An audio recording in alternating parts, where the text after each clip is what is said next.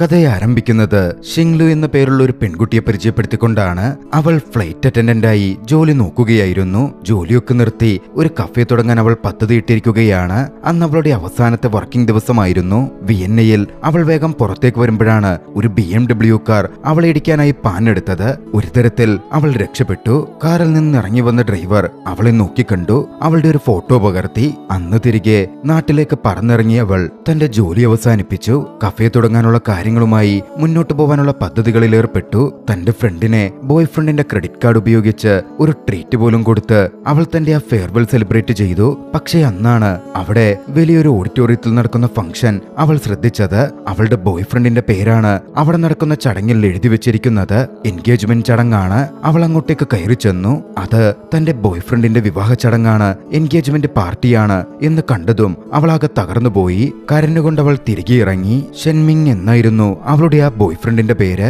അവൾ കരഞ്ഞുകൊണ്ട് പുറത്തേക്ക് ഓടിയപ്പോ ഷെൻമിങ് പിന്നാലെ ചെന്നു. അവളെ കൺവിൻസ് ചെയ്യിക്കാനും സമാധാനിപ്പിക്കാനും ശ്രമിച്ചു. ഞാൻ ഈ വിവാഹത്തിന് സമ്മതിച്ചത് എന്റെ വധുവിന്റെ സ്വത്തുക്കൾ കൈക്കലാക്കാൻ വേണ്ടി മാത്രമാണ്. വളരെയധികം സമ്പത്ത് എനിക്ക് കിട്ടും. അത് കഴിഞ്ഞ് ഞാൻ നിന്നിലേക്ക് തന്നെയാകും വരിക. നിന്നെയാണ് ഞാൻ ആത്മാർത്ഥമായി പ്രണയിക്കുന്നത്. ഷിങ്ലുവിനെ കൺവിൻസ് ചെയ്യിക്കാൻ ഷെങ്മിൻ ശ്രമിച്ചെങ്കിലും അതൊന്നും ഉൾക്കൊള്ളാൻ ഷിങ്ലുവിന് പറ്റുന്നുണ്ടായിരുന്നില്ല.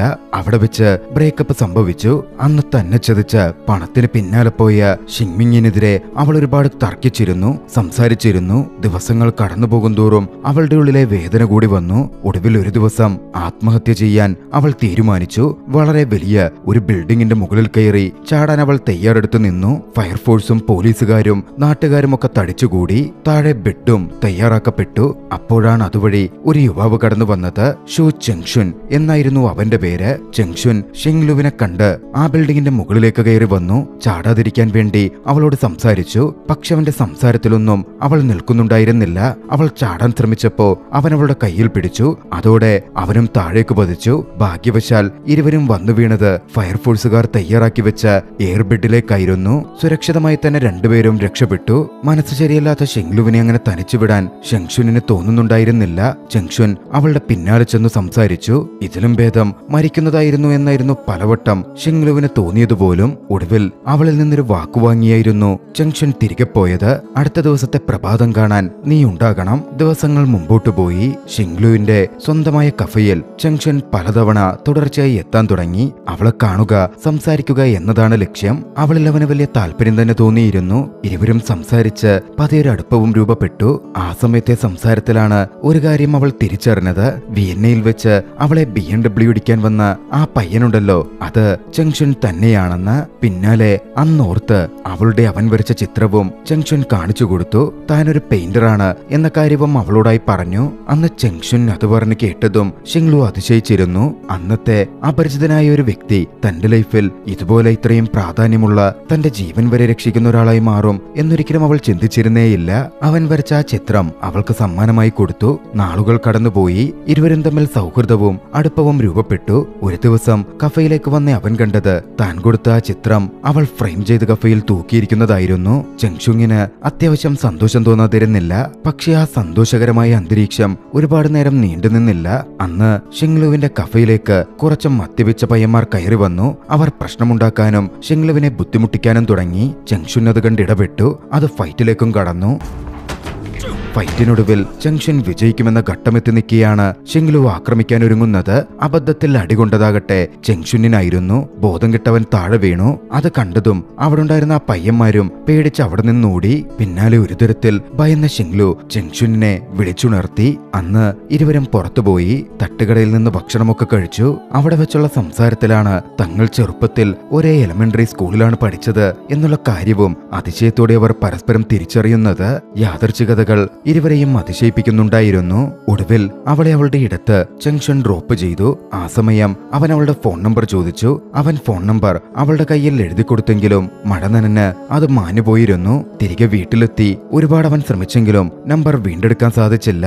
അവൻ നിരാശനായി. എന്നാലും അവളുമായി ചിലവഴിച്ച ആ സമയം, അതിലെ ഓർമ്മകളൊക്കെ അവൻ ഒരുപാട് ഇഷ്ടപ്പെട്ടിരുന്നു. അടുത്തൊരു ദിവസം നിരാശയിൽ ഒരു പാലത്തിന്റെ സമീപം ചെങ്ഷുൻ കിടക്കുകയായിരുന്നു. ആ സമയം ഷിങ്ലു അതുവഴി വന്നു. അവനെ കണ്ട് വിളിച്ചെഴുന്നേൽപ്പിച്ചു. ആ സമയത്താണ് അവൻ കാര്യങ്ങൾ മനസ്സ് തുറന്ന് ഷിങ്ലുവിനോട് സംസാരിക്കുന്നത്. തന്റെ ഒരു പ്ലാൻഡായ ആർട്ട് എക്സിബിഷൻ നടക്കാനിരുന്നിരുന്നു. പക്ഷേ അവസാന നിമിഷം അത് ക്യാൻസൽ ചെയ്യപ്പെട്ടു. അതിൽ നിന്ന് പെയിന്റിംഗ് ഒക്കെ വിറ്റുപോയി കിട്ടുന്ന പണമായിരുന്നു ജീവിക്കാനുള്ള ആകെയുള്ള ഉപാധിയായി കണ്ടിരുന്നത്. ഇപ്പോൾ അതും മുമ്പിലില്ല. നല്ല രീതിയിൽ താനിപ്പോൾ ഫിനാൻഷ്യൽ സ്ട്രഗിളിലാണ്. ചെങ്ഷുങ്ങിന്റെ അവസ്ഥ കേട്ടതും ഷിങ്ലുവിന് അവനോട് സഹതാപം തോന്നി. അവൾ ചോദിച്ചു, എന്റെ കഫേയിൽ ഒരു വേക്കൻസി ഉണ്ട്, നീ ജോലി ചെയ്യാൻ തയ്യാറാണോ? പെട്ടെന്ന് തന്നെ അതിന് തയ്യാറാണെന്ന് അവൻ പറഞ്ഞു. ഒന്നുമില്ലെങ്കിലും ഷിങ്ലുവിന്റെ കൂടെ ജോലി ചെയ്യുമ്പോ അവളോട് അടുത്തിടപഴകാമല്ലോ, അവളെ കണ്ടിട്ടെങ്കിലും ഇരിക്കാം. അങ്ങനെ കഫേയിൽ അവൻ ജോലി ചെയ്യാൻ തുടങ്ങി. അതോടെ ഷിങ്ലുവുമായുള്ള അവന്റെ കമ്പനിയും വർദ്ധിച്ചു വന്നു. ഇരുവരും തമ്മിൽ പ്രണയത്തിന്റെ അംശങ്ങൾ രൂപപ്പെട്ടു തുടങ്ങി. ഒരു ദിവസം ചെങ്ഷുങ് അവിടെ നടക്കുന്ന അണ്ടർഗ്രൗണ്ട് റേസിംഗ് കാണാൻ പോയി. അവിടെ വെച്ച് ഒരാൾ അവനെ വെല്ലുവിളിച്ചു. റേസിംഗിൽ തന്റെ കൂടെ പൊരുതി അവൻ വിജയിച്ചാൽ അവന് കുറേയധികം പണം തരാം, അതല്ല ഇനി അവൻ പരാജയപ്പെട്ടാൽ അവൻ നഗ്നനായി അവിടെ നിന്ന് പോവേണ്ടി വരും. വെല്ലുവിളിയായിരുന്നു. ചെങ്ഷുൻ അത് ഏറ്റെടുത്തു. പിന്നെ അവിടെ റേസിംഗ് ആരംഭിക്കുകയായിരുന്നു. കൂട്ടുകാരന്റെ കയ്യിൽ നിന്ന് കടം വാങ്ങിയ കാറായിരുന്നു ചെങ്ഷുൻ ഉപയോഗിച്ചത്. റേസ് ഇവന്റിൽ വളരെ മികച്ച രീതിയിൽ ചെങ്ഷുൻ വിജയിച്ചു. അതോടെ കയ്യിൽ കുറച്ചധികം പണവും കിട്ടി. അത് കിട്ടിയതും മനസ്സിലവൻ ആദ്യം തോന്നിയത് ഷിങ്ലുവുമായി ഒരു ഫാൻസി റെസ്റ്റോറന്റിൽ നല്ലൊരു ഡേറ്റിന് പോകണമെന്നായിരുന്നു. ചെങ്ഷുൻ അങ്ങനെ ഷിങ്ലുവിനെയും കൂട്ടി അടുത്ത ദിവസം ഒരു ഫാൻസി റെസ്റ്റോറന്റിൽ തന്നെ ഡേറ്റിന് പോയി. മികച്ച രീതിയിൽ കോട്ടും സ്യൂട്ടും ഒക്കെ ധരിച്ചായിരുന്നു ചെങ്ഷുനും എത്തിയിരുന്നത്. താൻ വളരെ സമ്പന്നനായ ഒരു വ്യക്തിയാണ്, ഇതൊക്കെ തനിക്ക് പരിചിതമായ രീതിയാണ് എന്ന മട്ടിൽ ചെങ്ഷുൻ ബിഹേവ് ചെയ്യുന്നുണ്ടായിരുന്നു. ഷിങ്ലു അത് കണ്ട് അതിനെപ്പറ്റി ചോദിച്ചു. ചെങ്ഷുൻ പറഞ്ഞു, നിന്നെ ഇംപ്രസ് ചെയ്യിക്കാൻ വേണ്ടി തലേന്നിരുന്ന് ഇതിനെ പറ്റിയൊക്കെ താൻ പഠിച്ചതാണ്. ഇരുവരും അവിടെ വെച്ച് തങ്ങളുടെ പാസ്റ്റിനെ പറ്റി സംസാരിച്ചു. ഷിങ്ലു പറഞ്ഞു, എന്റെ അമ്മ കുട്ടിക്കാലത്തെ മരിച്ചുപോയതാണ്. അച്ഛൻ രണ്ടാമത് വിവാഹം കഴിച്ചു. ഞങ്ങൾ വളരെയധികം സമ്പന്നരായിരുന്നു. പക്ഷേ ബിസിനസ് ഒക്കെ തകർന്ന് ആകെ ദരിദ്രാവസ്ഥയിലെത്തി. നീ ഇപ്പോ എന്നെ ഇവിടെ ട്രീറ്റ് ചെയ്യുന്നത് കാണുമ്പോ മരിക്കുന്നതിന് മുമ്പ് എന്റെ അച്ഛൻ എന്നെ ട്രീറ്റ് ചെയ്തിരുന്ന പോലെയാ തോന്നുന്നത്. ഷിങ്ലുവിന്റെ ആ വാക്കുകൾ ചെങ്ഷുനിന് അത്യാവശ്യം നല്ല സന്തോഷം പകർന്നിരുന്നു.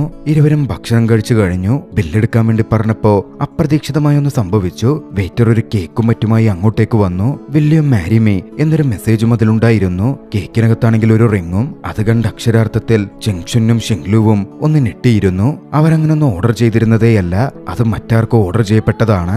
അത് മനസ്സിലായതും ഇരുവരും അവിടെ നിന്ന് വലിഞ്ഞു. തൊട്ടു പിന്നാലെ അത് ഓർഡർ ചെയ്ത കപ്പിൾസ് അങ്ങോട്ടേക്ക് എത്തുന്നുണ്ടായിരുന്നു. അവർ ഇറങ്ങുമ്പോ പുറകിൽ അതിന്റെ ബഹളങ്ങൾ നടക്കുന്നുണ്ട്.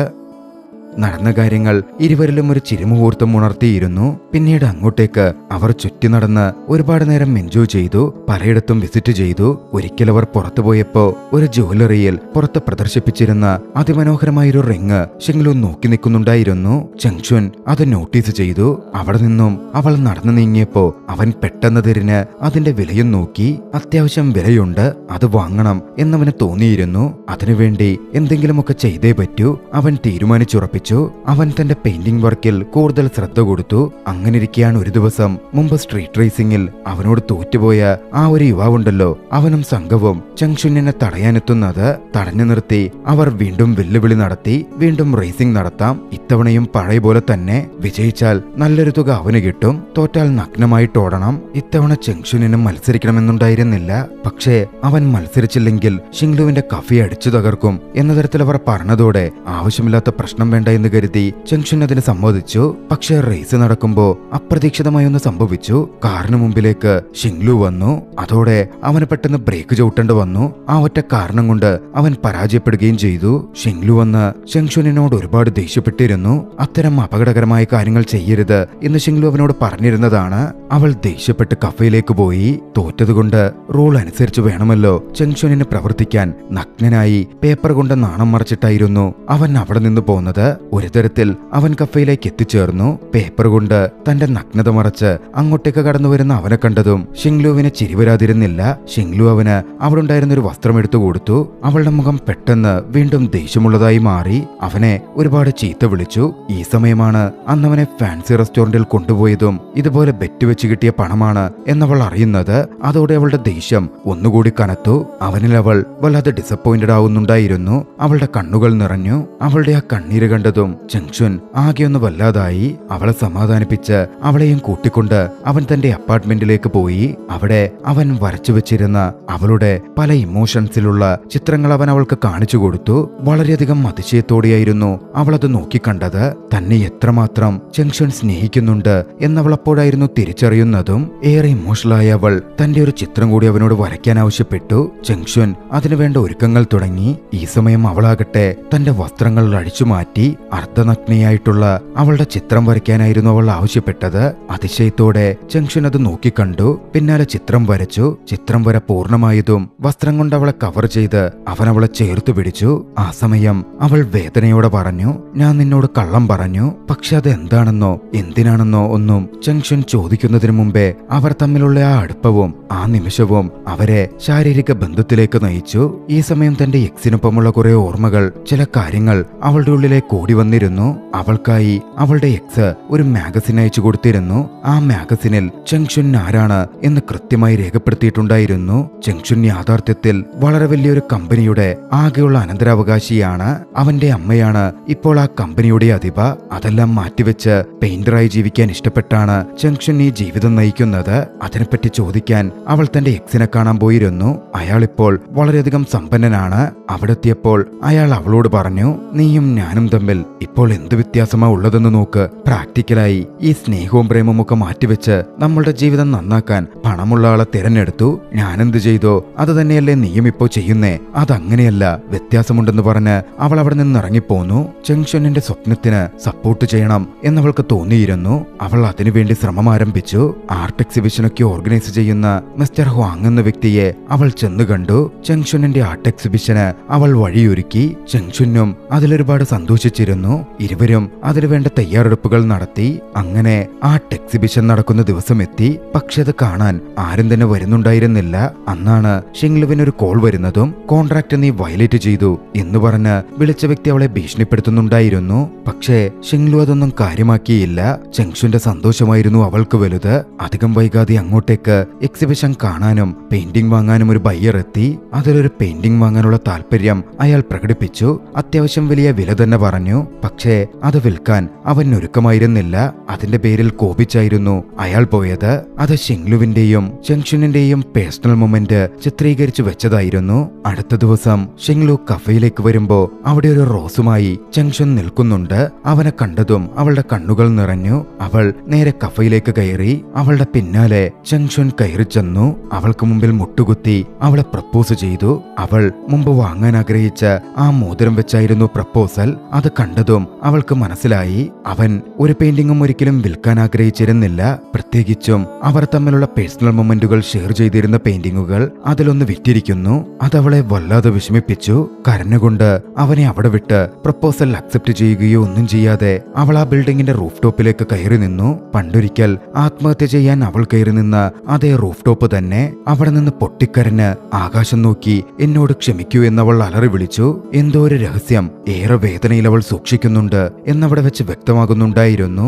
അവൾ തിരികെ എത്തിയപ്പോ ചെങ്ഷുൻ അപ്പോഴും കഫേയിൽ വെയിറ്റ് ചെയ്യുന്നുണ്ട്. എന്താണ് പ്രപ്പോസൽ സ്വീകരിക്കാത്തത്, എന്താ കാര്യം എന്നൊക്കെ അവൻ ചോദിച്ചു. പക്ഷേ അവൾ മറുപടി പറയുന്നുണ്ടായിരുന്നില്ല.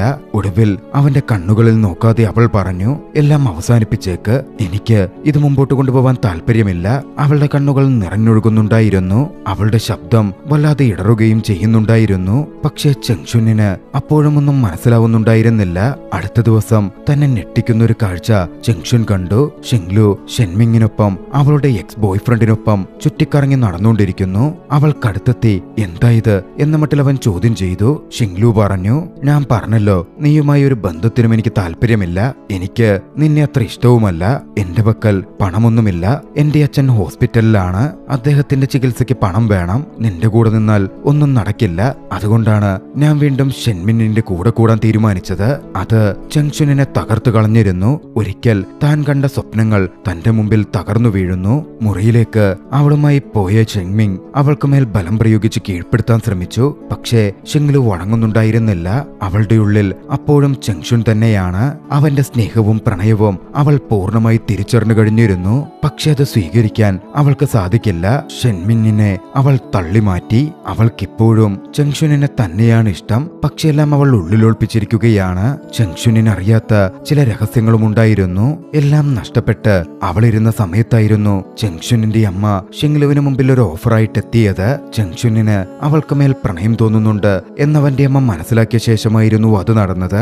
അവരെത്തി അവളുമായി ഒരു കോൺട്രാക്ട് വെച്ചു. ചെങ്ഷുനിനെ നീ പ്രണയിക്കണം, അവനെ നീയുമായി പ്രണയത്തിൽ വീഴ്ത്തണം, എന്നിട്ട് ആ ഒരു പ്രധാന ഘട്ടം വരുമ്പോ നീ അവനെ തേച്ചൊഴിവാക്കണം, അവൻ തകർന്നു പോകണം. അതോടെ അവൻ അവന്റെ സ്വപ്നമാണെന്ന് പറഞ്ഞ് നടക്കുന്ന ഈ പെയിന്റിംഗ് കരിയർ ഒക്കെ ഉപേക്ഷിച്ച് എന്നിലേക്ക് തിരികെ വരണം, ബിസിനസ് ഏറ്റെടുത്ത് നടത്തണം. അതവൾ പ്രവർത്തിച്ചാൽ അവൾക്ക് 15 മില്യൺ വോൺ പ്രതിഫലമായി കൊടുക്കും. കഫേ തുടങ്ങാനും മറ്റുമായി അവൾക്ക് പണം വേണ്ടിയിരുന്ന സമയമായിരുന്നു അത്. മനസ്സെല്ലാം മനസ്സോടെ ആ ദൗത്യം അവൾ ഏറ്റെടുത്തു. പക്ഷേ ഒരിക്കലും ആത്മാർത്ഥമായി താൻ അവനുമായി പ്രണയത്തിൽ വീണുപോകും എന്നപ്പോഴൊന്നും അവൾ പ്രതീക്ഷിച്ചിരുന്നില്ല. മുമ്പോട്ട് പോകുന്നവരും ചെങ്ഷുനിന്റെ ആത്മാർത്ഥമായ പ്രണയം അവളെ ബുദ്ധിമുട്ടിലാഴ്ത്തി. തന്നെ അത്രമേൽ ആത്മാർത്ഥമായി മറ്റാരും പ്രണയിച്ചിട്ടില്ല എന്നത് അവളെ ദുഃഖിപ്പിച്ചു. ഒടുവിലായിരുന്നു അവൾ മാറി ചിന്തിക്കാൻ ശ്രമിച്ചത്. അപ്പോഴും കോൺട്രാക്ട് വയലേഷൻ വലിയ അപകടത്തിൽ കൊണ്ടെത്തിക്കും എന്നറിഞ്ഞ അവൾ ഒടുവിൽ അവനെ ഉപേക്ഷിക്കാൻ തയ്യാറാവുകയായിരുന്നു. ഒടുവിൽ ചെങ്ഷുനിന്റെ അമ്മ ആഗ്രഹിച്ച പോലെ തന്നെ നടന്നു. ചെങ്ഷുൻ ആകെ തകർന്ന് എല്ലാം വിട്ട് അമ്മയ്ക്കടുത്തേക്ക് മടങ്ങിയെത്തി. ചെങ്ഷുനിന്റെ അമ്മയ്ക്ക് തന്റെ ഭർത്താവിനെ പോലെ പെയിന്റിംഗ് കരിയറിന് പിന്നാലെ പോയി അതിൽ വിജയിക്കാൻ സാധിച്ചില്ലെന്ന് വിഷമിച്ച് മകൻ മരണപ്പെടുന്നത് കാണാൻ താല്പര്യമുണ്ടായിരുന്നില്ല. അതുകൊണ്ടായിരുന്നു അവനറിയാതെ ഇത്തരത്തിൽ കളികൾ കളിച്ച് അവനെ തന്റെ അടുത്തേക്ക് എത്തിക്കാൻ ആ അമ്മ ശ്രമിച്ചത്. എന്തായാലും ചെങ്ഷുൻ അമ്മയ്ക്കരികിലേക്ക് മടങ്ങിയെത്തി. അമ്മ അവനെ താൻ ആഗ്രഹിച്ച പോലെ കമ്പനിയുടെ തലപ്പത്തേക്ക് കൈപിടിച്ചു കയറ്റി. അവൻ ആ കമ്പനിയുടെ CEO ആയി മാറി. സമ്പാദ്യവും അധികാരവും ഒക്കെ വന്നതോടെ അവൻ മദ്യത്തിലും മറ്റും അടിമപ്പെട്ട് ജീവിക്കാൻ തുടങ്ങി. ഇപ്പോഴേറെ സമ്പന്നനും ഉയർന്ന പൊസിഷനിൽ നിൽക്കുന്ന വ്യക്തിയുമാണല്ലോ. അത്തരത്തിലുള്ളവരുടെ ഒരു മീറ്റിംഗിന് ഒരിക്കൽ ചെങ്ഷുൻ പോയി. അവിടെ ആർട്ട് പ്രദർശനവും ഉണ്ടായിരുന്നു. കാര്യം ഇതൊക്കെ ചെയ്യുന്നുണ്ടെങ്കിലും മനസ്സുകൊണ്ട് അവനെപ്പോഴും ഒരു ആർട്ടിസ്റ്റ് തന്നെയായിരുന്നു. ആ ഒരു സമയത്ത് ഒരാൾ അവന്റെ ഒരു പെയിന്റിംഗ് ഉയർന്ന വിലയ്ക്ക് വാങ്ങാൻ താല്പര്യമുണ്ടെന്ന് പറഞ്ഞു വന്നു. പക്ഷെ അവനത് വിൽക്കുന്നില്ലെന്ന് അറിയിച്ചു. അപ്പോഴാണ് അവന്റെ അമ്മ വന്നത്. അമ്മ പറഞ്ഞു, അല്ലേലും ഈ പെയിന്റിങ്ങുകളൊക്കെ നമ്മളുടെ കുടുംബത്തിന്റെ ഒരു അസറ്റാണ്, അത് നീ എപ്പോഴും സൂക്ഷിച്ചു വെച്ചേക്കണം. പെട്ടെന്ന് അവനത് സൂക്ഷിച്ചു വെക്കേണ്ടെന്ന് തോന്നി. അതങ്ങനെ അത്ര വലിയ അസറ്റല്ലെന്നും തോന്നി. അമ്മ തന്റെ ലൈഫ് മുഴുവനായും കൺട്രോൾ ചെയ്യുന്നു. അതിന് താൻ സമ്മതിക്കില്ല. ദേഷ്യത്തിൽ തന്റെ പെയിന്റിങ്ങുകൾ ഓരോന്നും വെറും 1 വോൺ മാത്രം വാങ്ങി വിറ്റേക്കാൻ തന്റെ അങ്കിളിനോട് പറഞ്ഞു. അടുത്ത ദിവസമാണ് അവൻ ഒരു വിവരമറിയുന്നത്. അവന്റെ പെയിന്റിങ്ങുകളിലൊന്ന് ഒരു യുവാൻ കൊടുത്തല്ല ആരോ മേടിച്ചിരിക്കുന്നത്, മറിച്ച് അതിന് 15 മില്യൺ വില കൊടുത്തിരിക്കുന്നു. വളരെയധികം ആകാംക്ഷയും ദേഷ്യവും കൗതുകവും ഒക്കെ കൊണ്ട് അതാരാണെന്ന് അവൻ അന്വേഷിക്കാൻ തുടങ്ങി. അവന്റെ അന്വേഷണം അവസാനിച്ചത് ഒരു ചെറിയ ഫ്ളാറ്റിലായിരുന്നു. യൂറോപ്പിലെ ആ ചെറിയ ഫ്ളാറ്റിൽ ഒറ്റയ്ക്ക് ജീവിച്ചിരുന്ന ഷിങ്ലുവിനെ അവൻ നോക്കിക്കണ്ടു. ലൈഫിലെ കുറ്റബോധം കൊണ്ട് അവൾക്ക് കോൺട്രാക്ട് മുഖേന കിട്ടിയ പണം മുഴുവൻ ഉപയോഗിച്ച് അവൾ ആ പെയിന്റിംഗ് വാങ്ങുകയായിരുന്നു. ഒരിക്കൽ അവനോട് പറഞ്ഞ പോലൊന്നും ആയിരുന്നില്ല അവളുടെ ലൈഫ് എത്തിച്ചേർന്നത്. അങ്ങോട്ടേക്ക് കടന്നു വന്ന ചെങ്ഷുൻ ആകട്ടെ അവളുടെ ആ അവസ്ഥ കണ്ട് പുച്ഛിച്ചാണ് ആദ്യം സംസാരിച്ചത്.